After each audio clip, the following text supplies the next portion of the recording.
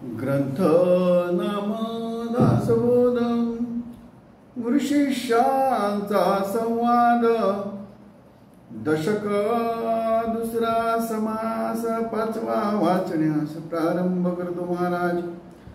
श्री गणेशाय नमः. ओम सरस्वते नमः. ओम सिद्धरामेश्वराय नमः. श्रीराम.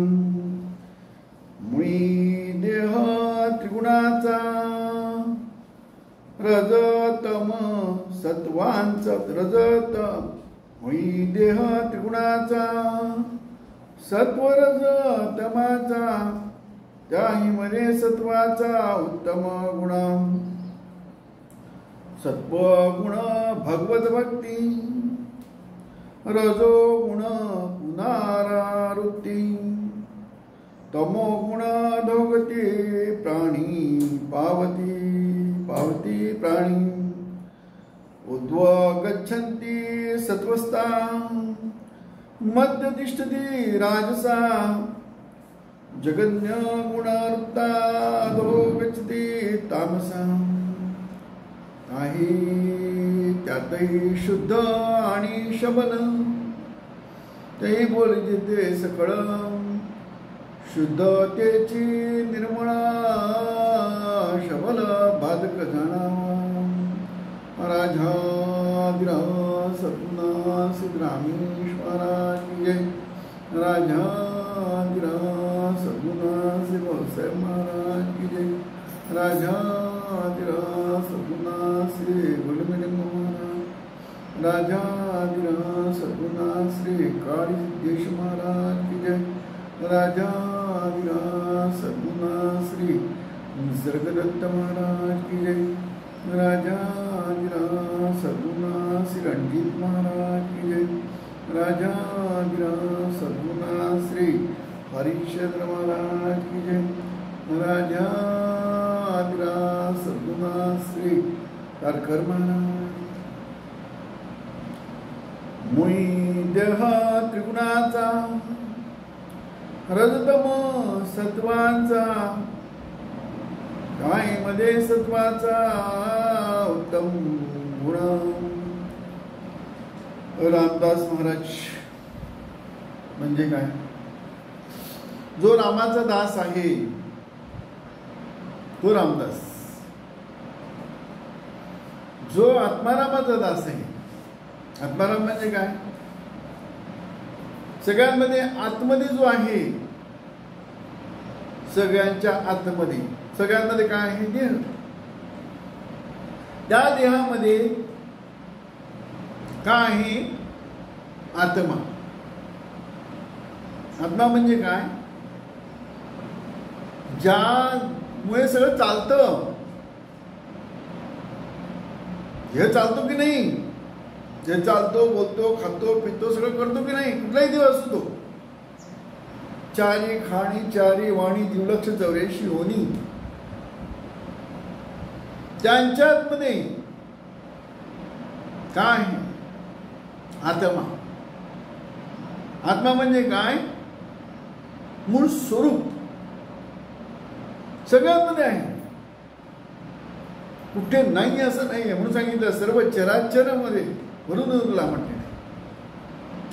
अणु रेणू चक्रपाणीमध्ये म्हटलेलं आहे. म्हणजे जडमध्ये पण आहे चंचलमध्ये पण आहे.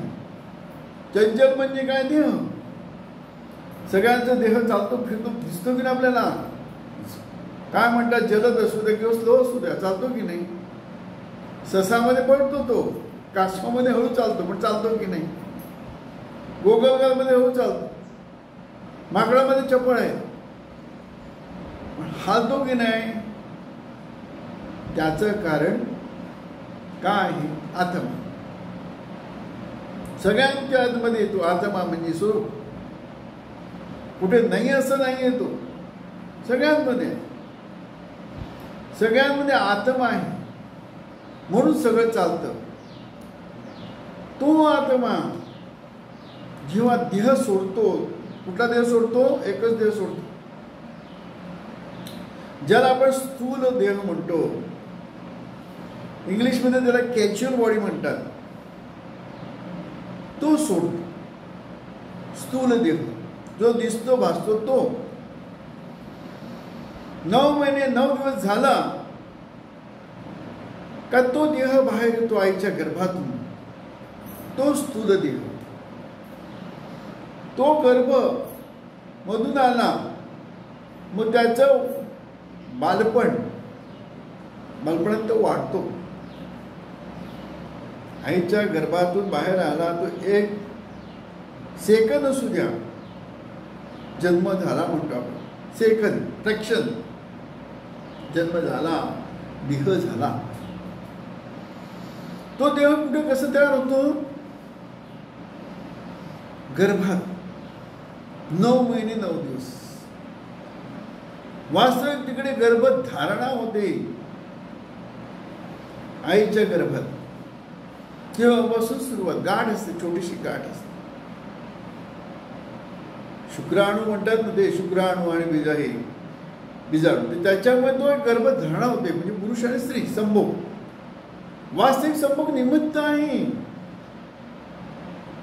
देवाला काहीतरी दाखवायचं असतं ना, म्हणून तो निमित्त आहे. म्हणून नवनाथ कलियुग सुरुवात झाला आणि देवाची सभा बसली आणि त्याच्यामध्ये सांगितलं नवनाथ म्हणजे नवनारायण त्यांनी जन्म घ्यायचा आहे. आश्चर्य आहे. तसं अयोनी जन्म आहे ते. योनी नाही म्हणजे आईच्या गर्भात नाही. आईच्या योनीतून गर्भधारणा आहे, जन्म नाही. अयोनी. काय निसर्गाचा चमत्कार बघा, देवाचा चमत्कार बघा. मच्छिंद्रनाथ आहे माशाच्या पोटात. माशाच्या पोटात मासाचे नारकी नाही. मच्छिंद्रनाथ म्हणजे मनुष्यदेव कसं काय आहे की नाही चमत्कार. कानिपनाथ हत्तीच्या कानात. अरे कानातून जन्म. मच्छिंद्रनाथ, कानिपनाथ, गोरक्षनाथ. तिकडे गोरक्षा म्हणजे राख. राखेतून गोरक्षनाथ झाला.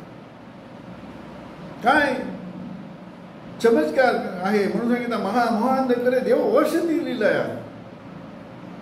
हा ज्ञानी जग देव चमत्कार दाखवतो. चमत्कार दाखवतो की आता माशाच्या पोटातून मनुष्याचा जन्म, हत्तीच्या कानातून कानिपनाथचा जन्म आणि राखेतून गोरक्षण. अयोनी जन्म आहेत ते नवनाथांच. काय चमत्कार. सगळीकडे थंड पाणी निघून आहे. काही ठिकाणी गरम पाण्याचे झरे आहेत. सायन्सच्या भाषेत काय म्हणतात? सल्फर. सगळीकडे सल्फर का नाही? जिकडे शंकराचं मंदिर आहे म्हणजे महादेवाचं मंदिर आहे, महादेवाचं स्थान आहे, तिकडेच तो गरम पाण्याचा झरा, तिकडेच तो सल्फरचा पाणी. दुसऱ्या ठिकाणी का होत नाही? लिंग म्हणतात ना, लिंग 12 ज्योतिर्लिंग पण स्थापन नाही केले त्यांना. स्वयंभू आहेत. पिंडीच्या रूपाने स्वयंभू आहे.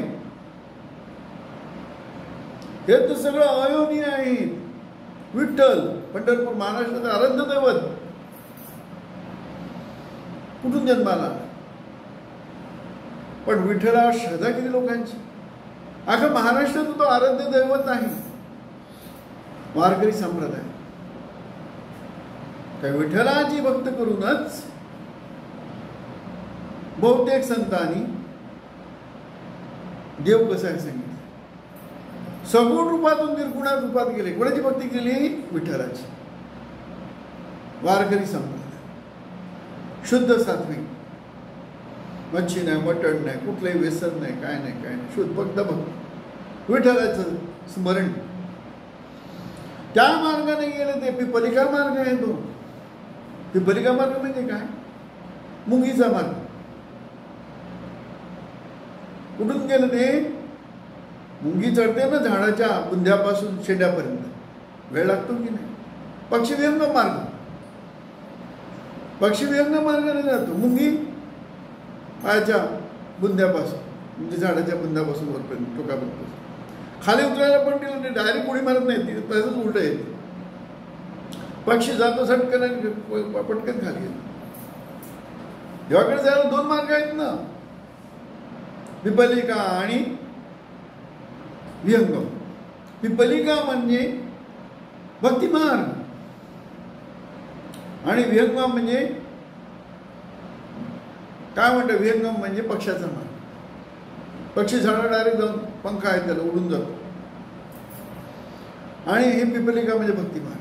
भक्ती मार्गाने जो जातो तो 100% पोचणार शेवटापर्यंत. तुकाराम महाराज उदाहरणार्थ, नामदेव महाराज, संत नरहरी. नरहरी तो शंकराचा भक्त होता. नरहरी आहे ना, संत नरहरी सोनार. तो भक्त कोणाचा होता? शंकराचा. शंकराचीच भक्ती करायची. पण देव पण हुशार. असा एक प्रसंग आणला की एक सावकाराला आपला ह्याचा विठ्ठलाचा पट्टा, कमरपट्टा सोन्याचा बनवायचा.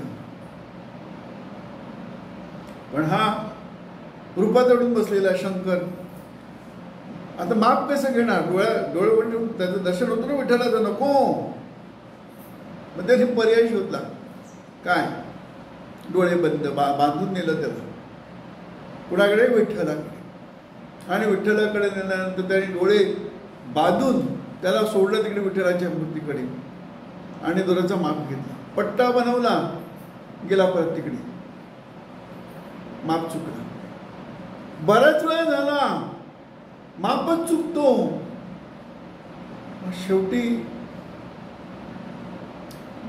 शेवटी काय म्हणतात ना, तुमचं अडतं ना सगळं, मॅन पॉवर, मसल पॉवर, मनी पॉवर, बुद्धी खुंटते, शरीर काम देत नाही. त्यावेळेला देवाला हात जोड, देवा माझं असं का चुकतं? मी माफ घ्या, मी कसबीचा आहे सोनार, माझं असं का चुकतं? शंकर त्यानं दर्शन दिलं डोळे बंद असतात, दिव्य दृष्टीने. अरे बाबा, तू, मी शंकर आहे, तोच विठ्ठल आहे, तू कशाला डोळे बंद करतो? पुढे शंकर आहे, तोच विठ्ठल आहे, मी काय वेगळं नाहीये. तेव्हा कळलं, अरे मी ह्याच्यामुळे चुकतो. त्याची चूक त्याला लक्षात आणून मग त्याने डोळे उडे ठेवून माप घेतलं, बनवलं पट्टा बरोबर. हा भ्रम तोडण्यासाठी त्या सावकाराला बुद्धी दिली, सोन्याचा पट्टा बनवायचा. कोणाचा भ्रम होता? एका संताचा. संत नरहरी. देव कुठल्या रूपाने काय करेल काही सांगतायत. तो देव आहे ना. देव म्हणजे काय? आपली कल्पना तो देव, देवा देतो तो देव. म्हणजे देहभाव आहे ना. आपण काय मागतो? विषयात. संत काय मागतात? विषयातलं नाही, आपल्या जे आतमध्ये आहे ते मागतात. आपल्या आतमध्ये काय आहे? सगळ्यांच्या आतमध्ये तो स्वरूप, गुप्त रूप, त्याची मागणी. जसं जसं भाव तसं देव आहे. जे मागेल ते तुम्हाला म्हणतं. म्हणून कल्पवृक्ष म्हटलंय देवाला. देहाला काय म्हणताय? कल्पवृक्ष. जे मागेल ते मिळतं. कल्पवृक्ष तळी बैसोना निशितीने भीक दिन मागणी मागसी का. जे मागाल ते तुम्ही मिळतं तुम्हाला या देहरूप मनुष्य देहात. म्हणून या जीवाला सवय पडलेली आहे. काय मागतो? विषयात. विषय कसं नाशिवंत आहे, दुःखदायक आहे, त्रासदायक आहे, सा विकारत आहे. हे सद्गुरू भेटल्याशिवाय कळत नाही. सद्गुरू त्याच्यासाठी पाहिजे. सांगितलं ना, सद्गुरू वाचून सापडे ना सोय, धरावे ते पाया ध्यान. कोणाचे पाय धरायचे? सद्गुरूची. सद्वस्तू दाखवितो सद्गुरू. एखादी गोष्ट मिळवायची असेल तर ते काय म्हणतात? रिक्वेस्ट, शरण द्यावं लागतं त्याला. क्षण गेल्यावर तो प्रसन्न होतो, त्याच्यात आत्मा प्रसन्न होतो आणि आपला भाव जाणून घेतो तो. संत नरहरी सोनार. आता तुकाराम महाराजांनी संसार उघड्यावर टाकलं, नामदेव महाराजांनी संसार उघड्यावर टाकलं, मुलाबांना हाल झाले. दोन संतांचे रूप दाखवले, संत तुकाराम, संत नामदेव. नरहरी सोनार संसार करून, प्रपंच करून, मुलाबांचं सांभाळून स्वरूपाला पोचले. संत म्हणजे सहाचा अंत केला. संत तुकाराम कुटुंबाला त्रास झाला, मुलाबाळांना त्रास झाला, पण त्यांनी आपलं काय म्हणतात ध्येय सोडलं नाही. नामदेव महाराज तेच. आणि नरहरी सोनार उलट संसार करून, सावतामाई संसार करून. संत सखुबाई सगळा संसार. म्हणजे देवाला दाखवायचं आहे. हे सगळे संत म्हणजे देवाचेच रूप आहेत, स्वरूपच आहे, आपल्यात पण तेच आहे, फक्त आपल्याला कळत नाही. जे कळालं सद्गुरु गुरुवा घालित ज्ञानांजन गुरुवा दाखवी निजन गुरु सौभाग्य देऊन सात्मबोधना. सौभाग्य माझं भाग्य म्हणतो ना, तो सौभाग्य. ते कधी सौभाग्य कळतं आपल्याला? संत भेटल्या. संत दाखवतो तू देह कसा नाही. सुखदुःख तुझ्यावर येतात. सुखदुःख मनामुळे आहे. रात्री झोपेत मनच नाही, सुख पण नाही ना दुःख पण नाही. म्हणून झोपेला काय म्हणणं आहे? स्वरूप पडलेलं आहे. झोपेत कडपडता त्याची दंडवत माझे ऐसे न का समजे सज पूजा नमजे दते सर्व करता पाहिजे आठे तुझे मी ब्रह्म स्फूर्ती मध्ये. झोप म्हणजे स्वरूप. तिकडे आपण नाही, देहभाव नाही, मीपणा नाही, काही नाही, पण आहे तू आहे, कळत नाही. सद्गुरु भेटल्यावर कळतं नाही. झोपेत पण मीच आहे, पण माझ्याशिवाय मी आहे. काय सांगितलंय? माझ्याशिवाय मी आहे. जे मी समजतो मी देह, मी देह, मी स्थूल देह, मी सूक्ष्म देह आहे. ह्या देहाशिवाय, मनाशिवाय, प्राणाशिवाय, कर्तेपणाशिवाय तू आहे. सद्गुरु भेटल्यावर त्याच्यासाठी हे कळायला सद्गुरु बीज मंत्र देव. जाही देव बीज मंत्र मधला संसार या तारिले जन्मापासून मरेपर्यंत भवसागर आहे. ह्याच्यात सद्गुरू नाही भेटला किंवा आपला भक्ती मार्ग नसेल तर बुडतो माणूस. पुनरुपी जनन पुनरुपी जनन जठरेशयनं म्हटले. आईच्या पोटात परत परत जन्म घेतो आणि परत परत आईला त्रास देतो. जन्म घेतो चांगला नाही हे सद्गुरू भेटल्यावर कळतं. भक्ती मार्गात कळतं, पण तिकडे मुक्तीची कल्पना आहे, पण तिकडे जीवभाव आहे, सूक्ष्म देह आहे. तिकडे स्वर्गसुख भोगायला सूक्ष्म देह पाहिजे की नाही? कारण सूक्ष्म देह असेल तर स्थूल देह तयार होणार, आणि स्थूल देहाशिवाय आपल्याला कुठलाही उपभोग घेता येत नाही.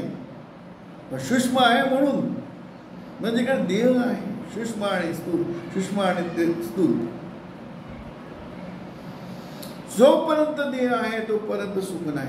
म्हणून देवांच्या पाठीमागे काय 33 कोटी देव आहेत ना. स्वर्गाच्या स्वर्गात सुख वाटते. सुख कुठे आहे? त्याच्या पाठीमागे राक्षस लावून टाकले महादेवाने, देवाने किंवा मूळ स्वरूपाने. काय लावला? राक्षस. ते स्वर्गावर त्यांचं नजर असते की नाही राक्षसांची. स्वर्ग काय म्हणणं लढाई करून घ्यायचं.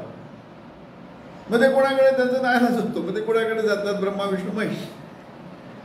आणि गुरु ब्रह्मा गुरु विष्णू गुरु देव महेश्वरा गुरु साक्षात परब्रह्म तस्मै श्री गुरुवे नमः. गुरु हाच ब्रह्मा आहे, गुरु हाच विष्णू आहे, गुरु हाच महेश. तो दत्त दिगंबर, दिगंबरा दिगंबरा श्रीपाद वल्लभ दिगंबरा, तोच तो. रूप अनेक आहे पण तो एकच आहे, म्हणून दत्त गुरु म्हटलेला आहे. रज ब्रह्मा विष्णू महेश यांच्या मिळून दत्त गुरु झाला. त्रिगुण सगळं तेच आहे, फक्त रूप वेगळे आहेत. दत्तगुरु, कारण दत्तगुरु म्हणजे गुप्त रूप दाखवतो. गुरुचरित्र त्याच्यासाठी लिहिलेलं आहे. सगळ्यात मोठं असतं, कारण तिन्ही एकत्र ठिकाणी आहेत ना. ब्रह्माचं वेगळं आणि विष्णूचं वेगळं आणि महेशाचं वेगळं नाही, एकच ते दत्तगुरु. दत्तगुरूची भक्ती केली तर कळतं गुरु म्हणजे काय. गुरुपर्यंत त्याच्यासाठी आहे. काय अनेक रूपात संत आहे, देवांच्याच इच्छेने. तोच नामदेव महाराज, तुकाराम महाराज झाला. नामदेव महाराज कशात राहिलेला? कल्पनेत. मी महादेवाचा चांगला भक्त आहे. संत म्हटले त्याला, पण सहाचा अंत नाही झाला त्याचा. म्हणून त्याला तुकाराम महाराजांच्या रूपाने जन्म घ्यावा लागला. कारण तो मी देवाचा चांगला भक्त आहे, देव माझ्याशी बोलतो, देव माझ्या हातून खातो, मी देवाचं काय कीर्तन चांगला करू शकतो. त्याला घडवण्यासाठी काय केलं देवाने? अरेंजमेंट, व्यवस्था काय केली? ज्ञानेश्वर, सोपान, मुक्ताबाई आणि गोरा कुंभार एकत्र भेटले. त्याला उद्धार करायचा असतो ना.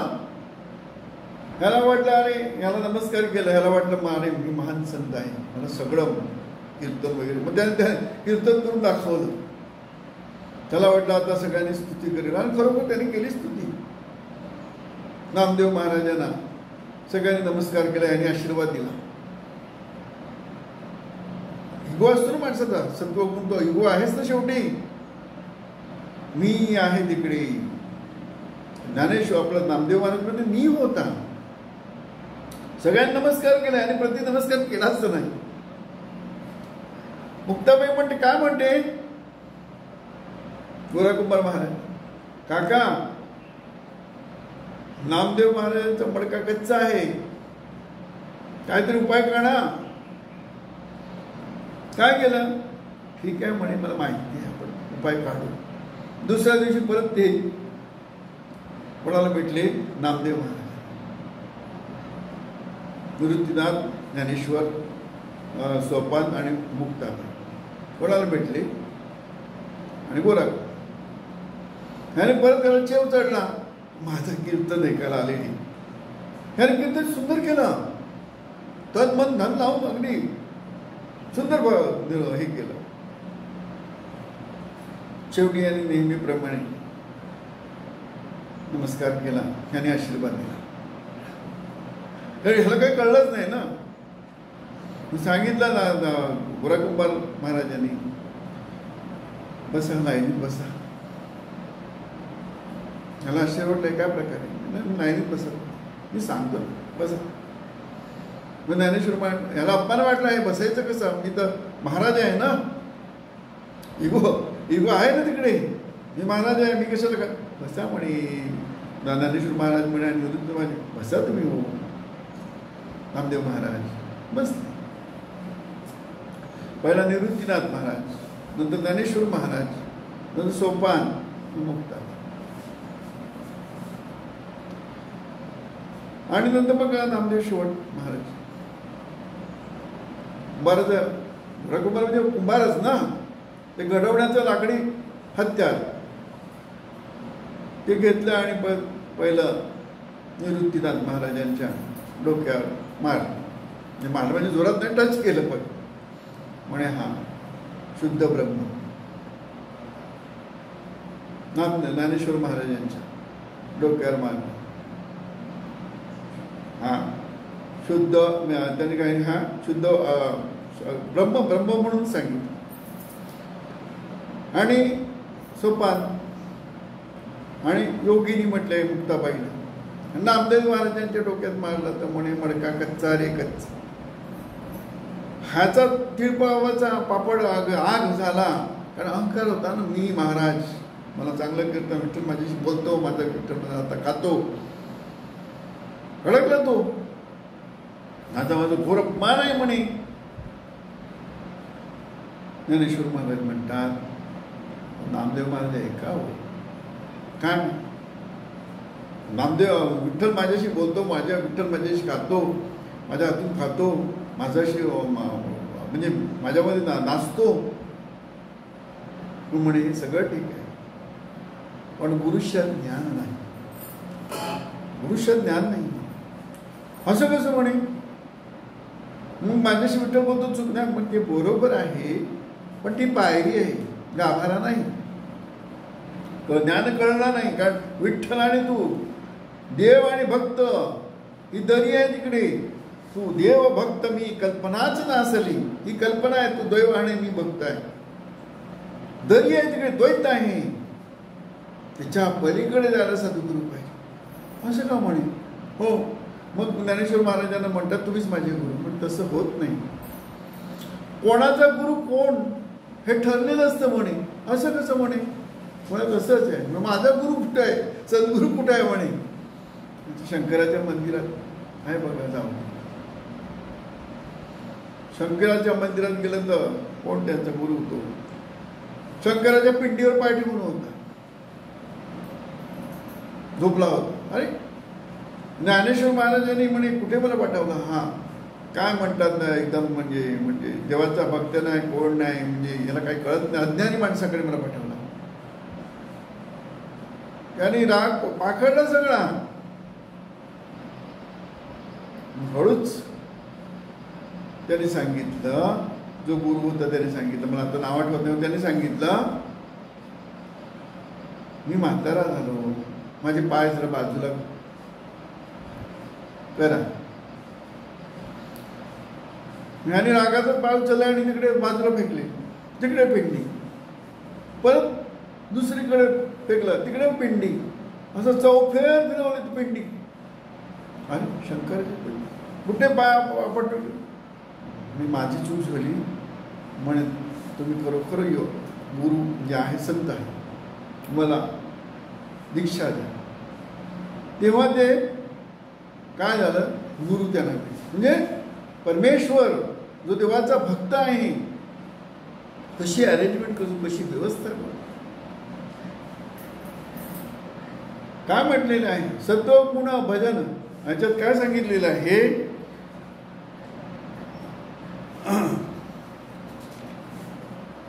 मुळी देह त्रिगुणाचा, रजतम सत्वांचा, काय मध्ये सत्वाचा उत्तम गुण.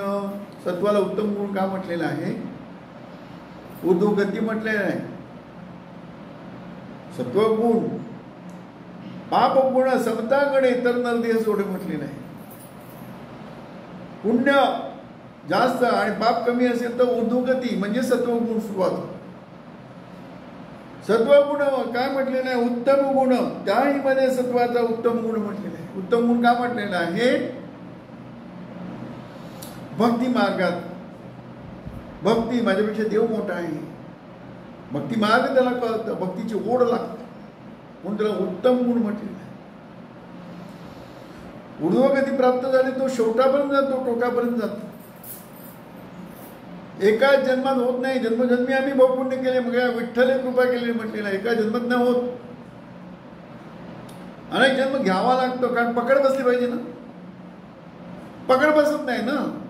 जसं मुलगा शाळेत गेला डायरेक्ट ग्रॅज्युएट होत नाही, ज्युनियर सिनियर काय ते पहिली दुसरी सगळं करावं लागतं. नंतर मग तू ग्रॅज्युएट किंवा आपला काय डॉक्टर इंजिनियर काय होतो तो तेवढं करून नाही, परत इंटर्नशिप, परत त्याच्यानंतर परफेक्शन याला सगळं करावं लागतं, तेव्हा तो परफेक्ट होतो त्या विषयात. तसं हा विषय आहे, याच्यामध्ये माझ्यापेक्षा देव मोठा आहे, त्याचा मग देवाचा शोध घ्यायचा.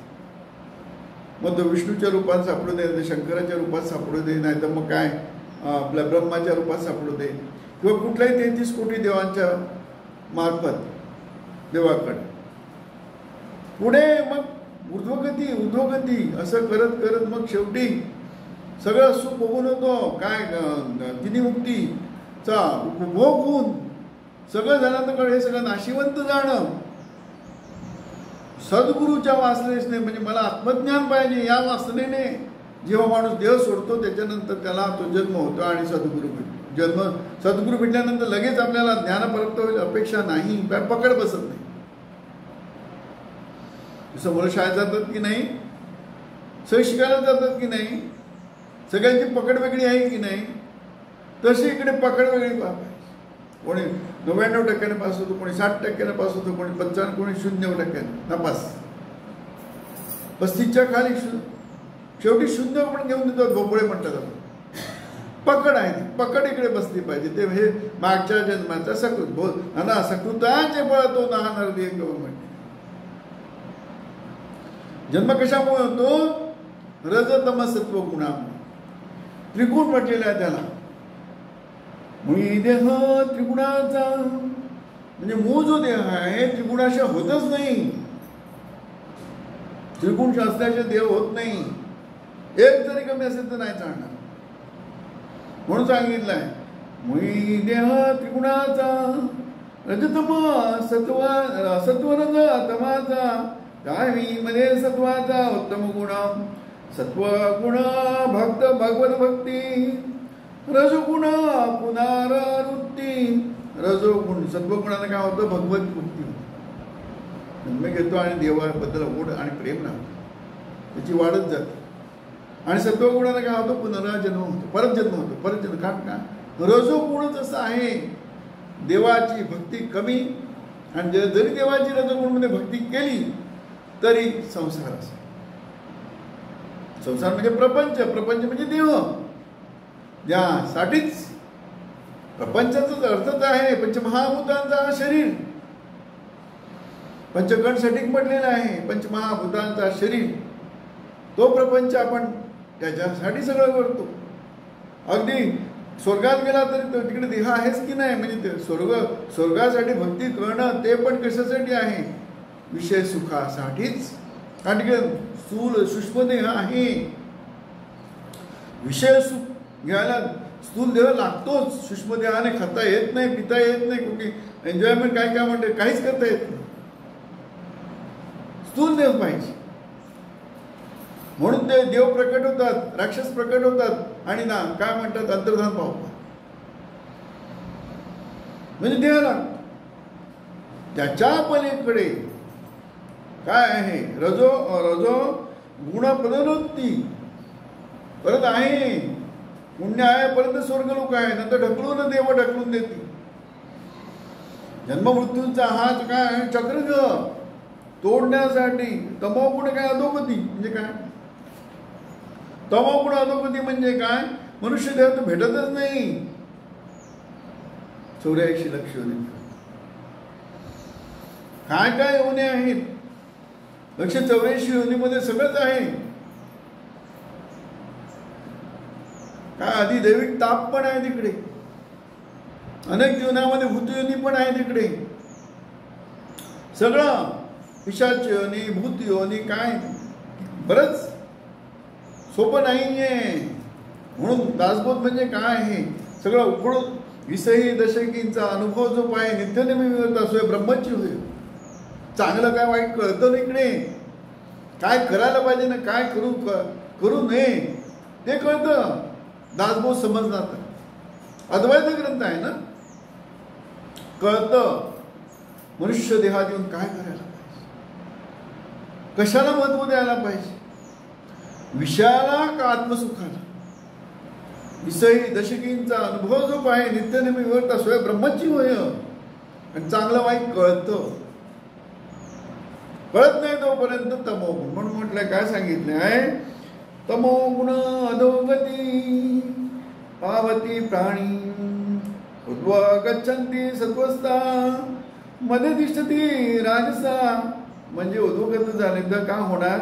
गच्छन्ति सत्वस्था म्हणजे सत्वगुण जास्त वाढत जातो. मध्ये तिष्ठती म्हणजे रजोगुण असेल तर रजोगुण असेल तर परत परत जन्म घेणार. आणि तमोगुण असेल तर उद्व गच्छन्ति सत्वस्था मध्ये तिष्ठती राजसा जगन्य गुणवृत्तीस्ता अधो गच्छती तामसा. अधोगती तामसा तमोगुणांमध्ये अधोगती होती. आता ह्या 3 गुणांमध्ये काय म्हणतात? त्यातही शुद्ध आणि शबल येई बोलजे सकळ शुद्धतेची निर्मळ शबल बाधक जाणावा. समजा शुद्ध आपला सत्वगुण मिळाला. त्याच्यामध्ये दोन भाग आहे, शुद्ध आणि शबल. शुद्ध म्हणजे काय? निर्मळ. शबल म्हणजे काय? अशुद्ध. आता आपल्याला मनुष्य जन्म मिळाला, त्याच्यामुळे पुढे जायला काय लागतो? सत्वगुण. सत्वगुण मध्ये शुद्ध आणि काय शबल आहे. शबल त्याही शबल जाणार बाधक म्हणजे त्यातही शुद्ध आणि शबल तेही सांगी अबोली जिथे सकळ शुद्धतेची निर्मळ शबल बाधक जाणावा. म्हणजे सत्वगुण असेल त्याच्यामुळे आपला मनुष्य जन्म मिळाला, त्याच्यामध्ये दोन भाग पडतात, शुद्ध आणि शबल. निर्मळ असेल तर पुढे जाणार, आणि शबल म्हणजे बाधक. म्हणजे कळतं की नाही विवेक, चांगलं काय वाईट काय कळतं की नाही मनुष्याला. विरण शक्ती म्हणतात त्याला, की मनुष्य देहात आहे बाकी देहात नाही. चांगलं अशुद्ध आणि शबल. शबल म्हणजे अशुद्ध आणि शुद्ध म्हणजे निर्मळ. त्याच्यामध्ये शुद्ध असेल तर आपण काय करतो? विषयाकडे कमी आणि आत्म्याकडे म्हणजे आत्मसुखाकडे जातो. शबल म्हटल्याबरोबर ओढला जातो, परत मागे ओढला जातो. म्हणून सांगे त्यातही शुद्ध आणि शबल ते बोलते सकळ शुद्धतेची निर्मळ शबल बाधक जाणावा. शुद्ध शबलांचे लक्षण सावध परिसा विचक्षण शुद्ध तो परमार्थी जाण शबल तो संसारिक. म्हणजे काय होणार? शुद्ध शबलांचे लक्षण सांगितले. सावध व्हा, सद्गुरू आपल्याला सावध करतो. सावध परिसा विचक्षण शुद्ध तो परमार्थी जाण शबल तो संसारिक म्हणजे मागे ओढला जातो. या संसारकाची स्थिती धी त्रिगुण वर्तती. संसारिक असेल तर त्रिगुण परत ओढला जातो. त्या संसारकाची स्थिती धी त्रिगुण वर्तती. एक येता दोन जाती निघून या. कसं काय म्हटलेलं आहे? एक येता दोन्ही जाती. म्हणजे एक आला ना, कमी जास्त होतो की नाही. एक येता दोन्ही जाती म्हणजे रजोगुण आला का तमोगुण आणि सत्वगुण काय होत. सत्वगुण आला का रजोगुण आणि तमोगुण काय जातो. आणि तमोगुण आला तर रजोगुण जातो आणि काय सत्वगुण जातो. म्हणून सांगितलं आहे एक येता दोन्ही जाती निघून या. राजाधिरा सद्गुणा सिद्धरामी राजाधिरा